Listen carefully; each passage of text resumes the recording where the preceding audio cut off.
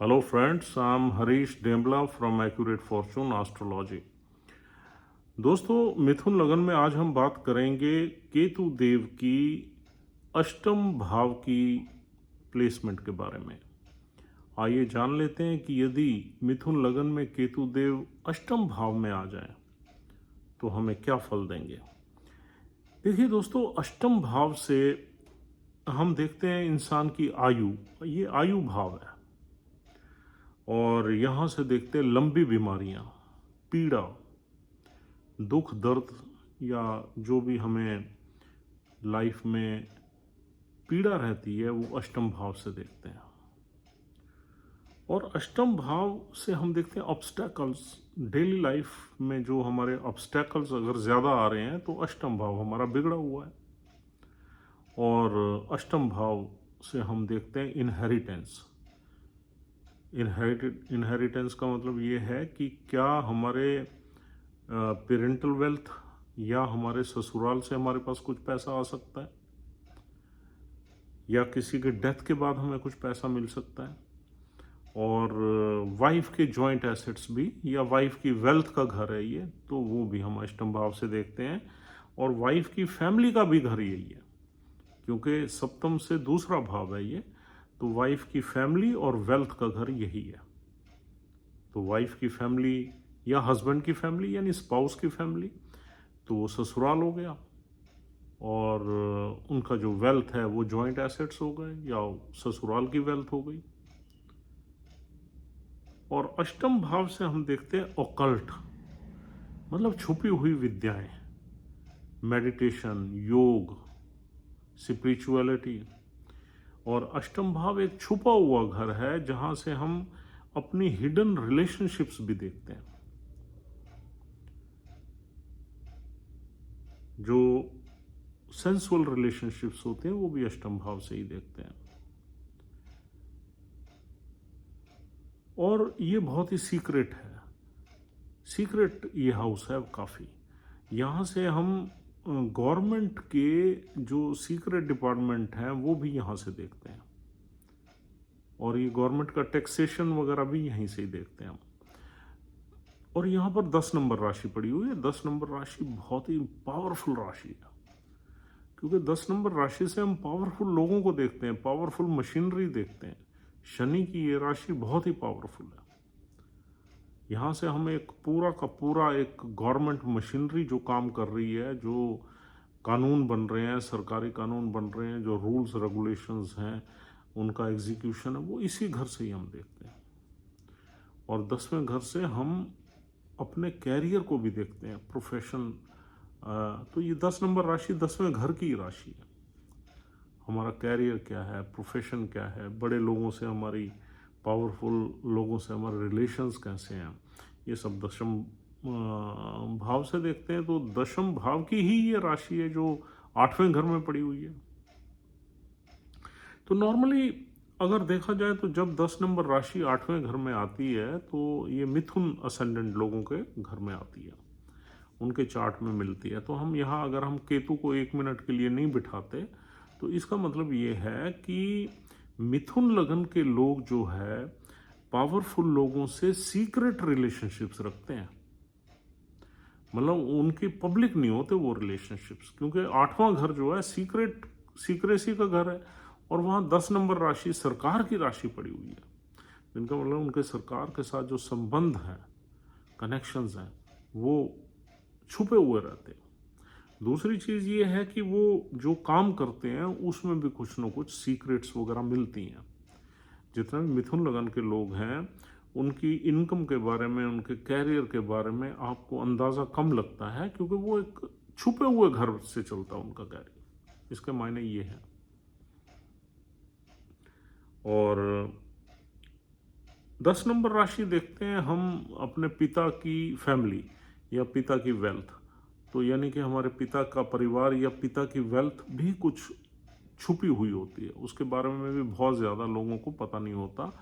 और ये मिथुन लगन के लोग उनको बताते नहीं हैं, भाई हमारी जो फादर की फैमिली है वो क्या है, क्या करते हैं, कितनी उनकी इनकम है, प्रोस्पेरिटी कितनी है, तो वो खराब है या अच्छे हैं, तो ये सारी की सारी मिथुन लगन के लोगों में ये सारी चीज़ें छुपी हुई होती हैं।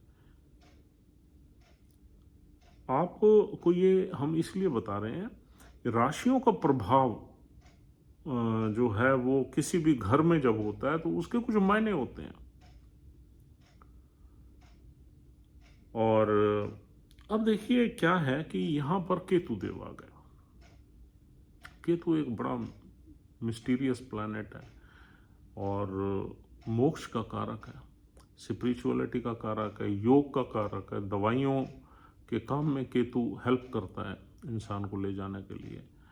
और जितनी भी स्पिरिचुअल प्रैक्टिसेस हैं, चाहे वो किसी भी रूप में है, चाहे आप चैरिटी करते हो, योग करते हो, टीच करते हो,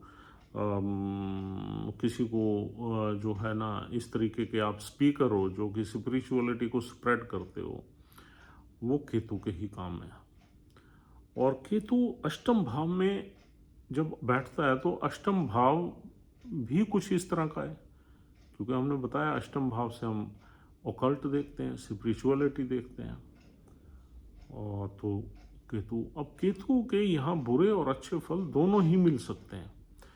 वो डिपेंड करेगा कि केतु की डिग्निटी कैसी है। यहाँ केतु जो बैठा हुआ है किस नक्षत्र में बैठा हुआ है और जिस राशि में बैठा हुआ है उसका लॉर्ड कहाँ बैठा हुआ है, तो based on the placement of nakshatra lord in which Ketu is placed और उस राशि का लॉर्ड, इनकी दोनों की प्लेसमेंट ही डिसाइड करेंगी कि केतु यहाँ आपको किस तरह के फल दे रहा है। अगर जनरल फल देखें तो केतु हमें रिलेशनशिप्स में कोई बहुत अच्छे फल नहीं देता, रिलेशनशिप बिल्डिंग में।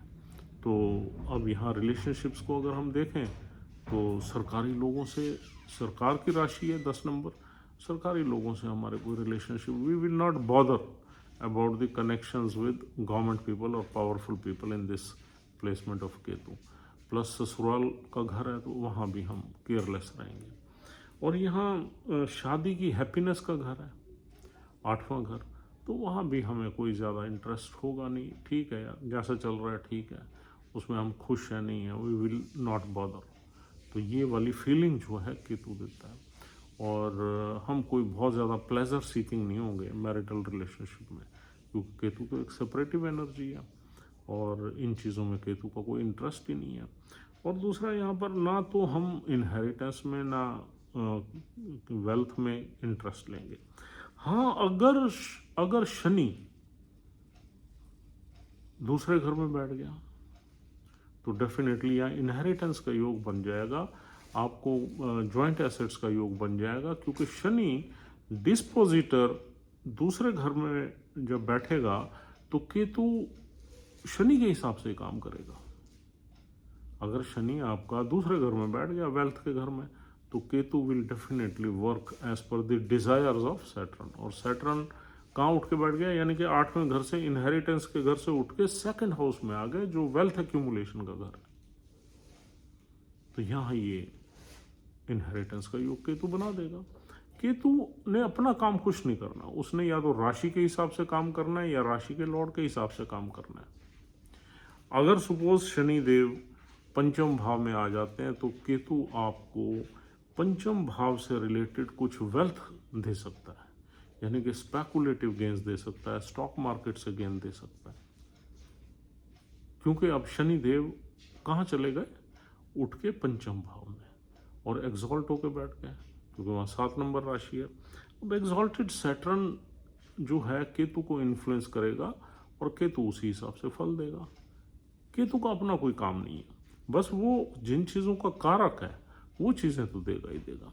अगर शनि की यहाँ पर स्थिति बिगड़ जाती है, शनि सपोज किसी बीमारी के घर में आ जाते हैं, 6ठे घर में आ जाते हैं, 12वें में आ जाते हैं, नीच के आ जाते हैं, तो केतु यहाँ पर एक लंबी बीमारी दे देगा। और केतु ज़्यादातर हमारी किडनी में प्रॉब्लम देता है, जितने भी हमारे छुपे हुए ऑर्गेन्स होते हैं उसमें प्रॉब्लम देता है। और पर्टिकुलरली शनि और केतु ऐसे प्लैनेट हैं, ये ज़्यादातर हमने देखा है, ये हमारे प्रोस्टेट की प्रॉब्लम दे देते हैं और उसका कनेक्शन किडनी से है, और उस तरह की प्रॉब्लम देते हैं, मतलब पेशाब से रिलेटेड प्रॉब्लम देते हैं। तो शनि यहाँ साथ में बैठ जाए तो कभी कभी हमारी स्टोन्स की प्रॉब्लम भी हमें देखने को मिलती है मिडिल एज के बाद इंसान में, क्योंकि शनि जो है अष्टम भाव में हमारी किडनी में, गाल ब्लैडर में या किसी हिडन पार्ट में स्टोन की फॉर्मेशन बना देता है। शनि तो जहाँ भी बैठेगा वहाँ कुछ ना कुछ वो चीज़ों को ड्राई कर देगा, एक फॉर्मेशन में कन्वर्ट कर देगा लिक्विड चीज़ों को। तो अगर तीसरे घर में बैठ जाए तो थायराइड ग्लैंड बन जाती है, चौथे घर में बैठ जाए तो हमारा हार्ट में कोलेस्ट्रॉल बन जाता है, चौथा घर हमारे दिल का है, या कभी कभी कोई गांठ भी बन जाती है। और अगर छठे घर में बैठ जाए तो हमारे पेट से रिलेटेड प्रॉब्लम दे देता है पाँचवें और छठे घर में। पाँचवें घर में बैठ जाए कॉन्स्टिट्यूशन हमारा वीक ऐसा हो जाता है, थोड़ा सा कॉन्स्टिपेशन वगैरह हो जाता है। ऐसे ही शनि अगर आठवें घर में बैठ जाए तो किडनी में या प्रोस्टेट की प्रॉब्लम या स्टोन्स की प्रॉब्लम दे देता है। तो सैटर्न जहाँ भी बैठेगा वहाँ चीज़ों को ड्राई करने की कोशिश करेगा, कलेक्ट करने की कोशिश करेगा, उसका सब्सटेंस हमारा हार्ड करने की कोशिश करेगा। और यहाँ पर अगर शनि देव कमज़ोर पड़ जाए तो यहाँ पर केतु शनि के एजेंडे के हिसाब से हमें प्रॉब्लम दे देगा। और अब आते हैं यहाँ पर बीमारी, तो यहाँ मोस्ट प्रोबेबली केतु थोड़ी बहुत दे ही देता है, क्योंकि इन चीज़ों का कारक ही है केतु, बीमारियों का। क्योंकि इंसान को जब तक केतु दुख नहीं देता तो इंसान भगवान को मानता ही नहीं है। तो जो लोग बहुत ही ज़्यादा जो है इस फिलॉसफी में बिलीव नहीं करते कि कोई भगवान भी है, फिर केतु यहाँ पर इस तरीके से इंसान को डाइवर्ट करता है, उसका मन, उसका माइंड। और यहाँ पर दूसरा यहाँ से हम देखते हैं जॉइंट एसेट्स की बात हो गई है, बीमारी की बात हो गई है, रिलेशनशिप्स में यहाँ डिसअपॉइंटमेंट्स रहती हैं, केयरलेसनेस रहती है, मैरिटल हैप्पीनेस में कोई ख़ास मज़ा नहीं रहता। और हाँ, यहाँ पर अगर शनि देव बहुत ही पावरफुल बैठ जाए तो फिर हमारी गवर्नमेंट के लोगों से या पावरफुल मशीनरी से हिडन रिलेशनशिप्स रहती हैं, छुपी हुई रिलेशनशिप्स रहती है जो किसी को पता नहीं लगती। और दूसरा, हमारी मैरिटल लाइफ में क्या चल रहा है वो लोगों को पता नहीं होता। और यहाँ पर केतु बैठ जाए तो हमारी बीमारी जो है ना वो उसको डिटेक्ट करना बड़ा मुश्किल हो जाता है। यानी कि आपको बीमारी लास्ट स्टेज पे ही डिटेक्ट होती है, वो हमारे जो पैथोलॉजिकल टेस्ट्स हैं उसमें आती नहीं है।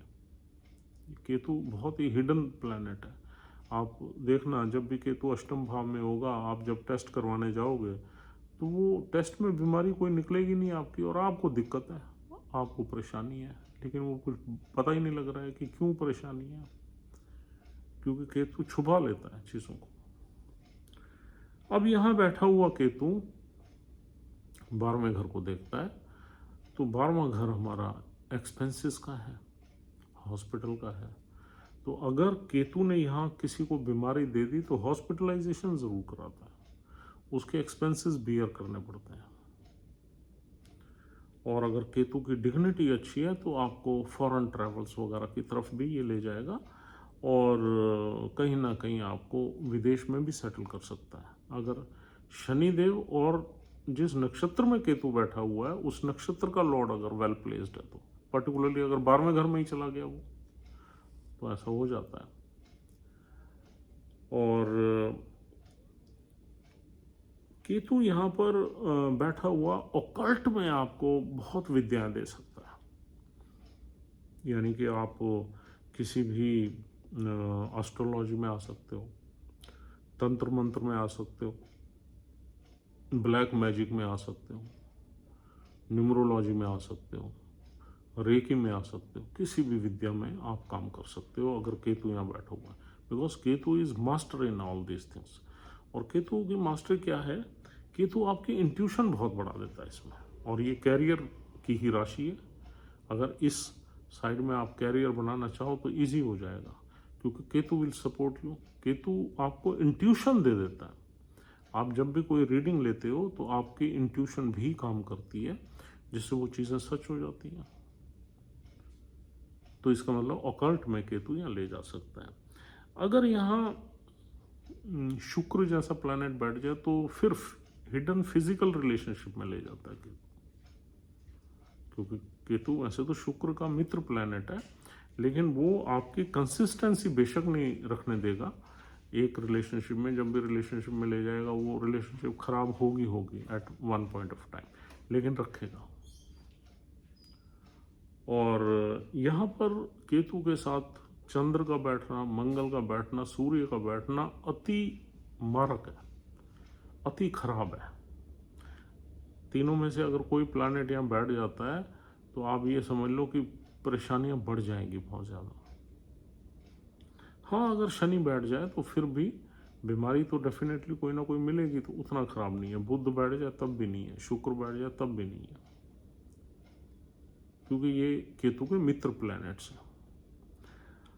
अब केतु की दृष्टि जो है आपकी सप्तम जो दृष्टि है केतु की दूसरे भाव पे रहेगी। दूसरे भाव में 4 नंबर राशि चंद्र की है, तो हमारी वेल्थ में भी थोड़ी बहुत परेशानियां रहेंगी अगर शनि की प्लेसमेंट अच्छी नहीं है तो। और परिवार से भी हमारी कुछ न कुछ ऑब्स्टेकल्स रहेंगे, क्योंकि केतु की दृष्टि 4 नंबर राशि पे है जो चंद्र की राशि है।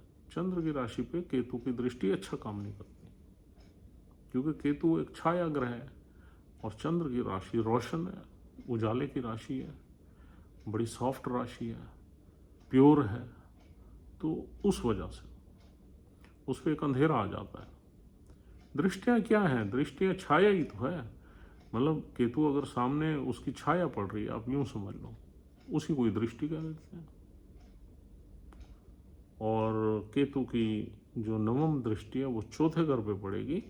चौथे घर में भी केतु, हालांकि 6 नंबर राशि है, 6 नंबर राशि भी थोड़ा क्रिटिकल एनालिसिस की राशि है, तो वहाँ भी थोड़ा वाद विवाद वगैरह मिलता है। मकान बनाने में काफ़ी देरी हो जाती है। हाँ, अगर बुध बहुत पावरफुल है, उसी घर में ही बैठा हुआ है, और मंगल भी बहुत अच्छा बैठा हुआ है, तो फिर आपकी प्रॉपर्टी का सुख आपको मिल जाएगा। नहीं तो केतु यहाँ पर ऑब्स्टेकल्स पैदा करेगा आपको अपना घर लेने में, गाड़ी लेने में। हाँ, अगर शुक्र अच्छा है तो गाड़ी भी आ जाएगी। तो एक प्लैनेट की प्लेसमेंट जो है वो अल्टर हो जाती है अगर दूसरे प्लैनेट्स हमारे चार्ट में उस पर्टिकुलर एक्टिविटी को जो है ना स्ट्रॉन्गर बना रहे हैं। अब केतु की दृष्टि तो खराब ही है, अगर बुद्धि अच्छा बैठ जाए तो अच्छा हो गया। तो इस तरीके से इसको एनालाइज आपने करना है। और अब यहाँ पर नक्षत्र जो मिलते हैं ना, अनफॉर्चुनेटली यहाँ नक्षत्र सारे केतु के एनिमी प्लैनेट्स के नक्षत्र हैं। एक तो अष्टम भाव, शनि की राशि से कोई दिक्कत नहीं है केतु को, लेकिन अष्टम भाव है। अष्टम भाव का सिग्निफिकेंस या उससे जो चीज़ें निकलती हैं वो केतु से मैच करती हैं, लेकिन कुछ चीज़ें जो है उनका तो केतु कारक ही है। जैसे बीमारियां हैं, अष्टम भाव की बीमारियों का तो कारक ही है केतु, तो वो चीज़ खराब है। अब जिस चीज़ का कारक है उससे थोड़ी डिटैच करेगा, डिटैच तो उस चीज़ से करेगा जिनको केतु लाइक नहीं करता। रिश्तों को लाइक नहीं करता, पैसे को लाइक नहीं करता, मटेरियलिस्टिक गेन्स को लाइक नहीं करता, तो उनसे केतु सेपरेट करने की कोशिश करता है। और अब यहाँ पर चंद जो नक्षत्र मिलते हैं, पहला नक्षत्र सूर्य का है, उत्तराषाढ़ा नक्षत्र, जिसके 3 चरण यहाँ हैं, दूसरा, तीसरा और चौथा चरण। उत्तराषाढ़ा नक्षत्र में अगर केतु है तो आपको सूर्य की प्लेसमेंट जरूर देखनी है शनि के साथ। सूर्य अच्छा पड़ा होना चाहिए आपके चार्ट में, कम से कम सूर्य 6, 8वें, 12वें में नहीं होना चाहिए।